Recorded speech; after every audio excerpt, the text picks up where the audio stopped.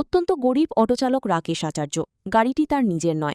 গাড়িটি সে বিশ্রামগঞ্জ বড়জলা এলাকার ইন্দ্রজিৎ সরকার থেকে প্রতি মাসে ৭,০০০ টাকার বিনিময়ে ভাড়া নিয়ে তারপর সেই গাড়ির রোজগার দিয়ে তার অসুস্থ মাকে দেখাশোনা করত। তার মা পুষ্পরানী আচার্য বিছানায়। কিছুদিন আগে দুর্ঘটনায় হাত পা ভেঙে বিছানায় শয্যাশায়ী তিনি। বিশ্রামগঞ্জ অটো সংগঠন সম্পাদক এবং সভাপতি নিতাই পাল এবং মোহাম্মদ শাহ আলম তার বাড়িতে ছুটে এসে তার পাশে দাঁড়িয়েছেন। অটোটি চুরি হওয়ার পর রাকেশের মাথায় যেন আকাশ ভেঙে পড়ার উপক্রম। গাড়িটির নাম্বার ছিল TR07A2101 সিএনজি। প্রতিদিন গাড়ি চালিয়ে এসে সে তার ঘরের বারান্দায় অটো গাড়িটিকে রেখে দিত। গতকাল রাতে তার গাড়িটি চুরি করে নিয়ে যায় চোরের দল।